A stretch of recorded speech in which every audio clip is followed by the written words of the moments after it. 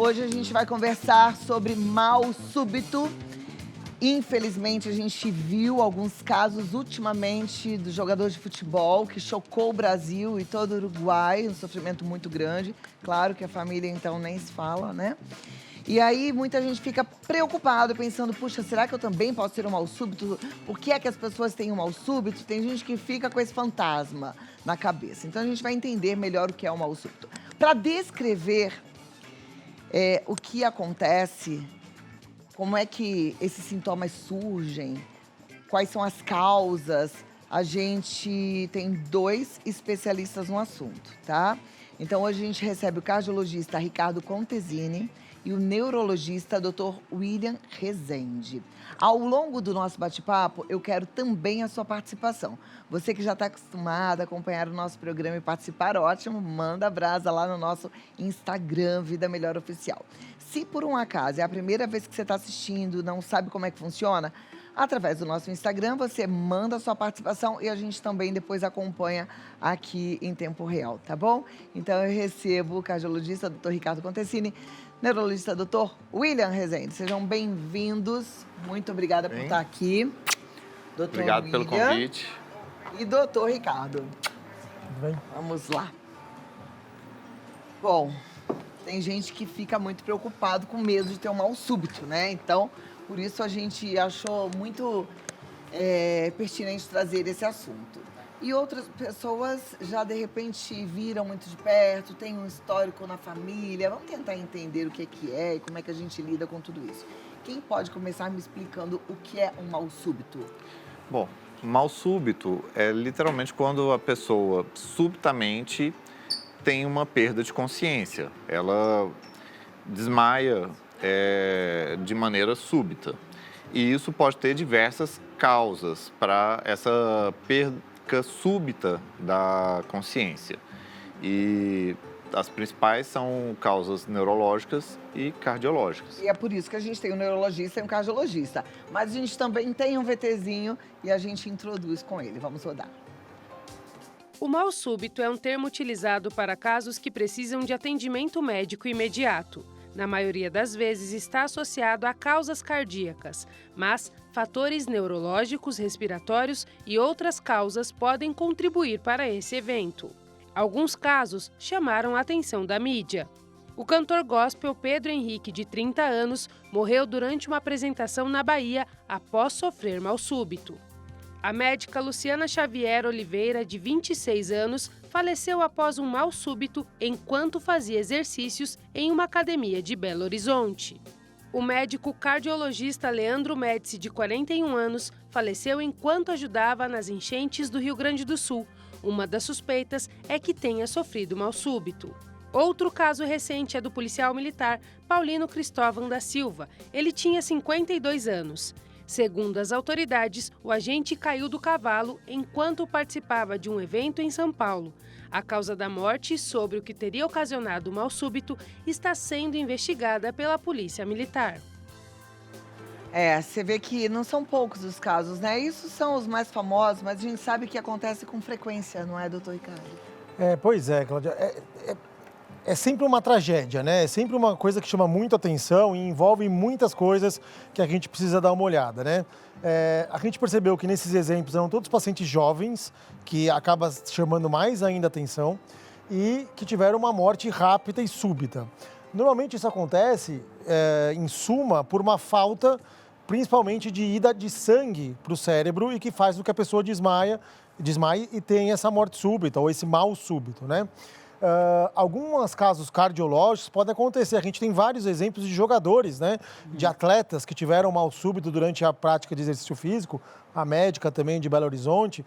Então, tem algumas alterações que realmente podem causar isso. Entre elas, cardiológicas, as arritmias, o infarto agudo do miocárdio, né? Que seria o famoso infarto, o AVC, depois o William pode continuar dizendo.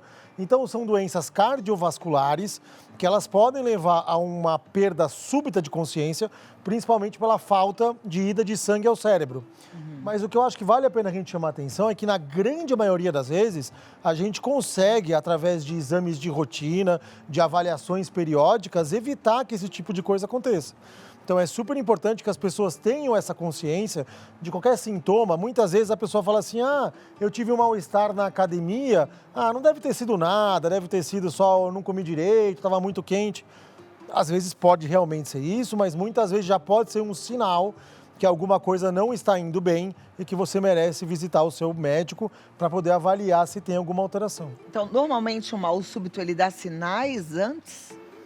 Na grande maioria das vezes, sim. A pessoa já tem algum tipo de sinal ou de alteração em eventos prévios ou até dias ou minutos antes.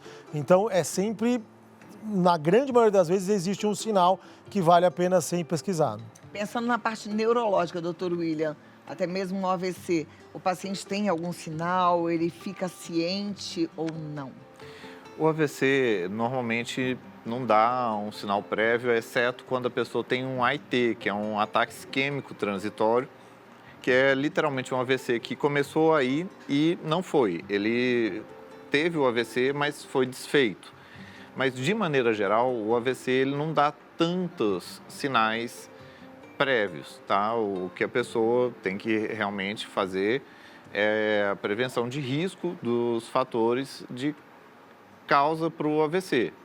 E tem outros elementos também, não só a falta de sangue passando no cérebro, como também o extravasamento de sangue dentro do cérebro ou na subaracnoide, que aí seria o AVC hemorrágico, que são pessoas que têm aneurisma, aí quando rompe o aneurisma, inunda o cérebro de sangue e também é comum de ter mal súbito por esse motivo. Ou também mal súbito por epilepsia, que a pessoa pode simplesmente cair, ter perda da consciência e às vezes nem sequer se debater tanto, pode ser que ela cai e fica tônica, que ela estica os músculos assim e não está se debatendo, e é uma crise convulsiva, que também são causas de mal súbito. E também pode acontecer por desautonomia, que vem junto já de pacientes que tenham doenças que estão relacionadas à desautonomia, como doença de Parkinson, ou atrofia de múltiplos sistemas, ou pacientes que têm polineuropatia, que afeta o sistema nervoso autônomo, e a pessoa, do nada, pode ter uma queda muito abrupta da pressão e desmaiar também. São outros motivos neurológicos também para mal súbito. Uma crise convulsiva, epilética, ela pode levar a óbito? Pode, mas tem muitos senões aí nisso, tá? Tem a SUDEP, que é a morte súbita associada à crise convulsiva, que nem sempre dá para explicar uma causa, mas muitas vezes é que durante a crise o paciente pode também entrar com um processo de arritmia e acabar tendo a morte junto. Pode ser por asfixia, a pessoa tem muita saliva e isso causa uma asfixia na pessoa e ela para de respirar porque já tem uma parada respiratória transitória quando a pessoa tem a crise epiléptica. E tem a de morte por queda e situações da queda, tipo a pessoa teve uma crise convulsiva dirigindo e teve um acidente de carro, teve uma crise convulsiva e caiu com a cabeça dentro da água e não conseguiu respirar, ou teve uma crise convulsiva de lugar alto, cai e morre também. Mas mesmo que não seja assim, também tem casos de morte associados à própria crise convulsiva, tá? Ok. Doutor Ricardo, eu ouvi bastante, principalmente no caso do jogador, que se a pessoa tem, por exemplo, um mal súbito e tem um desmaio, a ação precisa ser na hora, precisa agir imediatamente. Explica pra gente por quê e como é que isso tem que funcionar. Claro. Isso já aconteceu algumas vezes, infelizmente, né? No Brasil a gente tem o caso do Serginho, que foi lá há 10, 20 anos atrás, e tem vários outros casos de atletas que tiveram essas crises durante a prática de exercício. Durante a prática de atividade física, até 6 a 12 horas depois da prática de atividade física, se a pessoa tem um mal súbito, a gente considera que é um mal súbito decorrente da prática, né? Mais de 90% das vezes, a causa dessa morte é a arritmia. O que leva à arritmia são várias as causas. Pode ser algumas doenças genéticas, como miocardiopatia hipertrófica, como canaliculopatia. São doenças genéticas que podem levar ao quadro de arritmia. Mas, na grande maioria, mais de 90% das vezes, o grande problema é a arritmia. E quando o indivíduo tem uma arritmia, a gente tem uma janela de tempo para agir e que a gente pode realmente salvar a vida desse indivíduo, que é o famoso choque, né? Então, se a pessoa teve um ataque cardioventricular, que é a arritmia mais grave, se ela levar o choque, a gente pode fazer com que ela volte aos parâmetros normais. Por isso que quando o paciente desmaia, o protocolo ideal é ter um desfibrilador, avaliar se aquele indivíduo está em arritmia e caso esteja em arritmia, a gente tem que dar o choque e a gente fala que o ideal seria de 6 a 10 minutos do momento. O que é considerado arritmia em relação a batimentos cardíacos, né? Isso, a arritmia, existem alguns tipos, tá? Mas o que vale mais a pena a gente chamar a atenção é quando o coração bate de uma forma tão rápida e ineficiente que ele não consegue bombear o sangue para a cabeça. Ou para o resto do corpo, no caso também a cabeça. Quando ele não consegue bombear para a cabeça, a pessoa desmaia. É o mal súbito, que pode sim levar à morte súbita se a gente não tiver uma ação rápida naquele momento. Existem as arritmias que às vezes o coração não é tão rápido, mas ele bate descompassado. Em vez de ele bater certinho, ele bate, a gente brinca como uma escola de samba, né? Então ele muda o compasso dele. Essas arritmias também podem levar a alguns problemas, como derrame, AVC e etc. E elas também devem ser diagnosticadas e tratadas conforme a necessidade. Existem muitos, não vou nem dizer atletas, mas pessoas que vão à academia e tomam energéticos, termogênicos, né? E por conta disso tem lá um descompasso no coração, tem uma arritmia. Eu já ouvi alguns relatos sobre isso. Essa arritmia, ela é perigosa? E se a pessoa sentir, ela precisa parar o exercício imediatamente ou não? Sempre que a pessoa tiver algum sintoma, é aconselhável que ela interrompa o exercício e vá procurar uma avaliação, tá? Existem algumas arritmias que elas são benignas, ou seja, elas podem ser pelo fato da pessoa estar fazendo atividade física, então ela começa a condicionar o coração, ela pode ter algumas arritmias benignas. Mas na grande maioria das vezes, quando se tem uma arritmia durante o esforço físico, durante a prática de exercício, merece uma avaliação. Ela pode ser uma alteração que não é compatível com aquela atividade que o indivíduo está fazendo. Então é super importante que durante a prática de exercício, sentiu palpitação, sentiu algum mal-estar, sentiu tontura, que procure uma avaliação. Cláudia, desmaiar não é normal.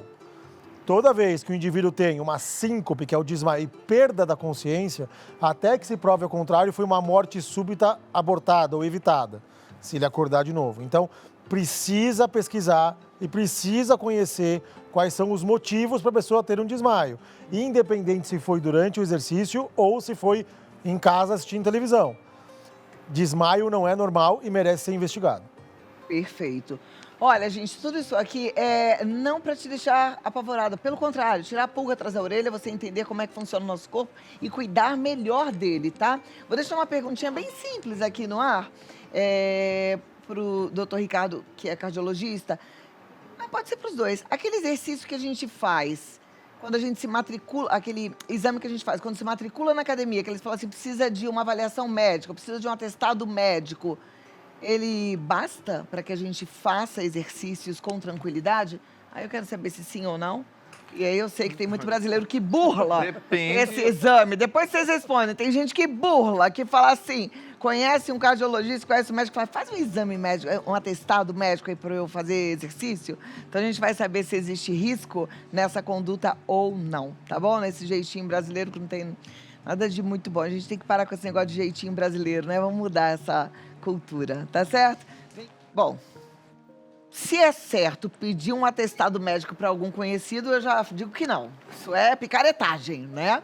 Mas aquele exame simples para saber se pode ou não ingressar na academia basta para prevenir uma doença como essas que a gente está falando? Do ponto de vista cardiovascular, Cláudia, depende do que é um exame simples, né? Principalmente em indivíduos acima de 35 anos, que já tem algum fator de risco, pressão alta, diabetes, colesterol, história na família de gente que já teve infarto, etc., precisa realizar um exame para poder liberar a prática de atividade física, tá? Na grande maioria das vezes, em pacientes jovens sem fatores de risco, um exame físico, né, uma anamnese, que é a consulta com o médico, e um eletrocardiograma já é o suficiente. Em indivíduos que vão praticar atividade física mais intensa, querem virar profissionais, ou aqueles que visam performance, né, ganhar competições, etc., são necessários alguns outros exames para a gente avaliar como que o coração se comporta durante o treinamento. Perfeito. O que não pode é não fazer nenhum exame, né? Principalmente aqueles pacientes que já têm algum sintoma, algum fator de risco. É importante que se avalie antes de iniciar um treinamento físico. E da parte neurológica, doutor William? Bom, da parte neurológica, depende muito dos fatores de risco e história prévia.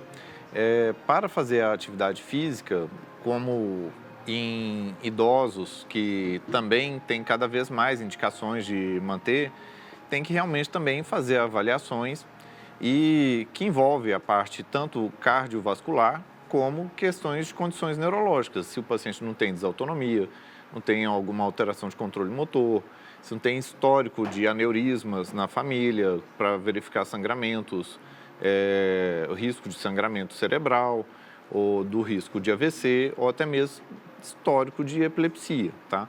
Normalmente o histórico de epilepsia, quando já tem alguém na família, a gente tenta investigar isso de maneira mais detalhada. Mas para a atividade física, de maneira geral, a parte de uma avaliação cardiológica com o básico de um eletrocardiograma já é o principal. Perfeito. Você falou de aneurisma, né? Dá para a gente saber da existência de aneurisma e o risco que a gente está correndo antes de ter? Sim, dá sim. Pelo histórico familiar, que é extremamente importante, por doenças que aumentam o risco de formação de aneurismas, como doença renal policística familiar e as doenças da família Ehlers-Danlos, que o colágeno ele é todo mais frouxo e fica mais fácil de ter aneurisma. Pessoas que são tabagistas, pessoas que são hipertensas bom, esses são um dos principais fatores de risco. Então, pessoas que têm também a chamada thunderclap headache. A thunderclap headache, que é a cefaleia entrovoada, ou a dor de cabeça entrovoada, também é um fator de risco para a pessoa ter aneurisma, que é uma dor de cabeça intensa, muito intensa, que pode vir quando a pessoa está fazendo uma atividade física mais intensa, às vezes até mesmo durante a atividade sexual, e a pessoa tem uma dor de cabeça que é tipo a pior da vida dela e que o pessoal chama de cefaleia entrovoadas, porque ela é uma dor de cabeça que dá medo na pessoa. Então, é super importante, sim, quando tem uma dor de cabeça excepcionalmente fora do padrão, buscar um pronto-socorro e fazer um exame de imagem que avalie os vasos, ou uma angiorressonância ou uma angiotomografia, para buscar aneurismas também. Perfeito. Olha lá, a gente está entendendo aqui, para quem está acompanhando o papo não sabe bem qual é o assunto, morte súbita. Várias causas, sintomas diferentes, mas a gente precisa sempre ficar de olho na nossa saúde. A gente tem visto muitos casos, né, ultimamente. Eu sempre fico perguntando, será que a gente está com um número muito maior? Ou hoje em dia a gente tem muito mais facilidade de propagação do que se acontece? Eu não tenho dúvida que sempre teve. É que hoje a informação está mais rápida, né? Então a gente acaba tendo mais acesso a esse tipo de informação. E no passado, Cláudia, também as pessoas não davam muito valor ou não entendiam exatamente o que estava acontecendo, né? Então a gente acabava não tendo essa informação do que acontece. Hoje o mundo está globalizado, então você tem um atleta que morre num campo na Rússia, você sabe, na Europa você sabe. Então isso acaba sendo mais divulgado, né? Mas o que eu acho que vale a pena a gente falar é que hoje a gente tem muito mais condição de prevenir esse tipo de alteração. Né? Então, se a gente consegue ter um acompanhamento, essa pessoa faz um check-up, ela tem um acompanhamento frequente com o médico, a gente consegue muitas vezes evitar.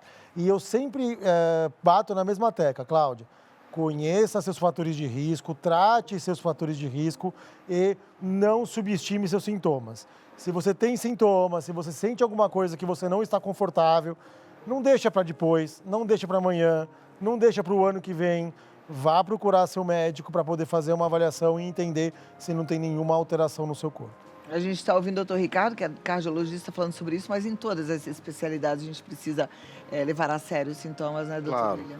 É muito comum o paciente ter algum leve desmaio e desmaiou, recobrou rápido a consciência e deixa por isso mesmo, sabe? Como se fosse nada, ok? Não, pode até ser mesmo por conta do calor, pode até ser mesmo por algum outro fator, mas tem que ser levado a sério e tem que ser investigado. Não pode ser menosprezado. Pode ser até desmaio por questão neurológica, como do vaso vagal.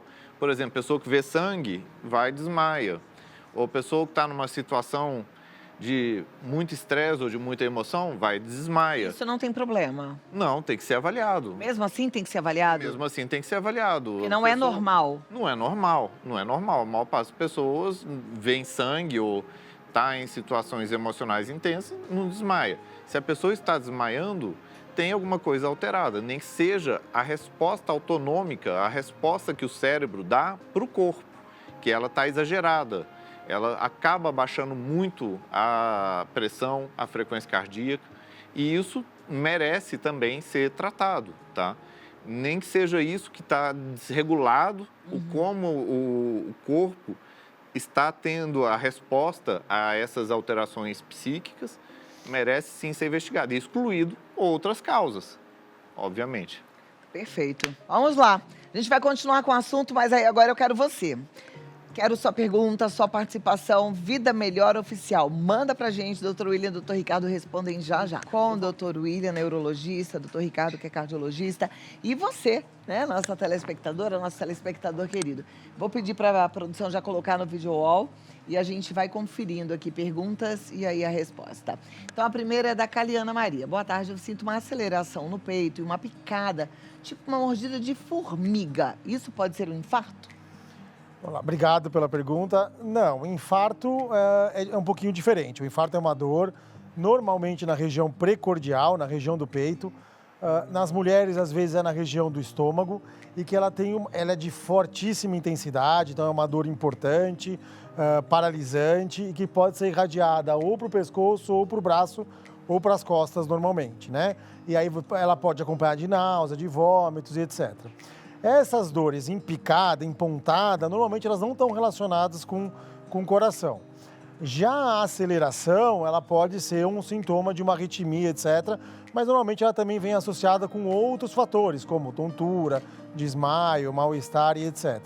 Então, vale a pena sempre pesquisar, mas normalmente essas acelerações associadas com essas pontadas, muitas vezes pode ser um quadro de ansiedade, pode ser um quadro de depressão, ou na verdade, quadro de ansiedade, que pode levar a esses quadros, então também vale a pena pesquisar. Quer acrescentar, doutor William? E até mesmo a ansiedade pode dar alterações somatosensoriais. A pessoa sente uma coisa, ela sente fisicamente uma picada, ela sente alguma alteração.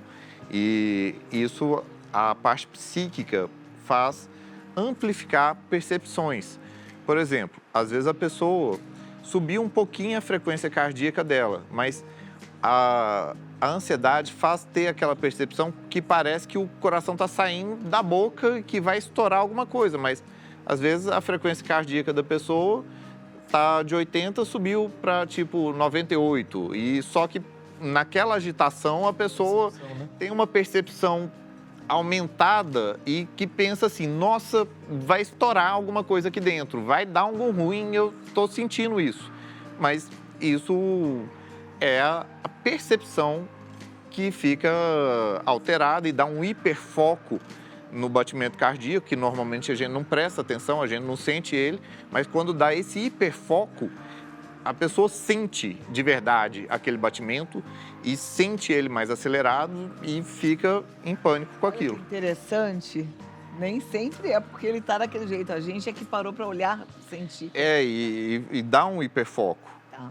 Muito bem. Tiago, quais são os primeiros sinais que o corpo dá antes do mal súbito?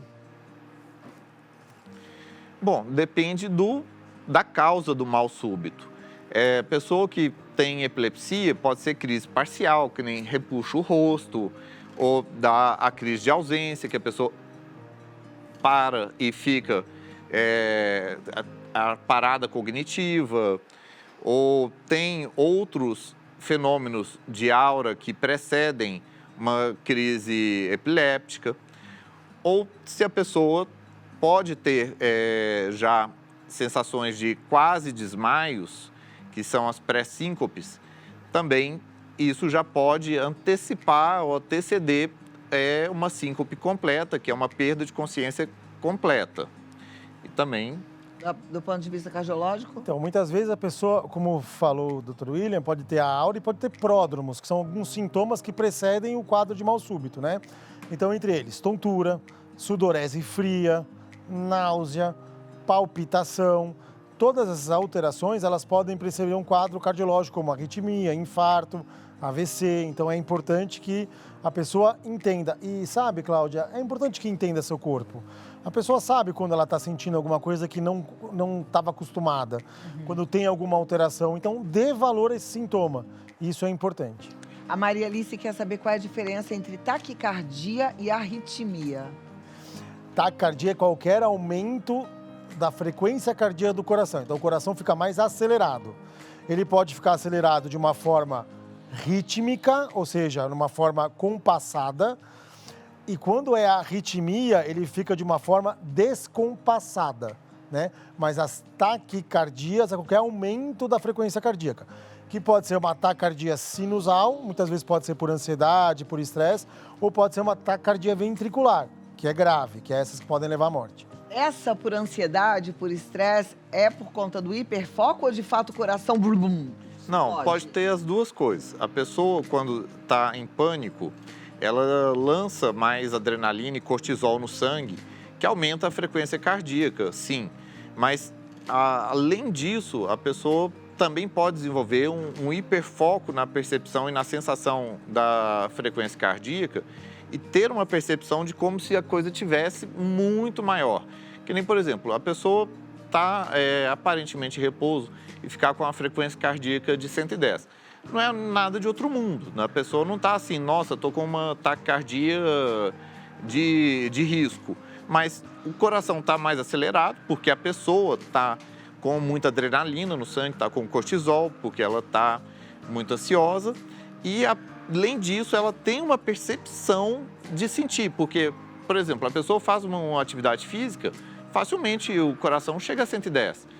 Fácil, não é nada demais. E a pessoa não sente o coração e não sente assim, nossa, estou morrendo. Só que para uma pessoa que está... Na hora de um assalto, seu coração parece que foi a, sei lá, 200. Não chega nesse tanto, mas pode subir muito, pode subir até acima disso. Tem essa sensação de que o coração vai sair pela boca, né? Sim, e tem um aumento da frequência cardíaca verdadeiro e tem também um aumento da percepção da coisa. Vale a pena corroborar, Cláudia, que o que o William falou é bem importante. Quando a pessoa passa por um momento de estresse, de ansiedade, existe uma descarga adrenérgica, que a gente chama, né? E muitas vezes é liberado adrenalina na corrente sanguínea. Não é só adrenalina, né? Tem adrenalina, norepinefrina, epinefrina, tem vários. Essa descarga adrenérgica, o coração, ele é como se fosse um termômetro, ele vai sentir esse tipo de coisa. E ele vai acelerar, porque pro teu corpo é um momento de estresse, é um momento de luta, é um momento de fuga, que lá atrás, né? Então você está preparando o seu corpo para alguma coisa que vai acontecer naquele momento. Então, quando a adrenalina é liberada no organismo, o coração sente, e a primeira coisa que ele faz é acelerar. Outra coisa que acontece, você vai ter uma vasoconstrição. Já percebeu, Cláudio, quando você está estressada, nervosa, quando teve um assalto, a boca fica seca, a mão fica gelada, os pés ficam gelados. Por quê? Porque o corpo, ele se prepara para isso. E como que ele se prepara? Aumentando a frequência cardíaca, fazendo uma vasoconstrição e jogando o sangue para onde você precisa, que é o quê? Cérebro, coração e músculo.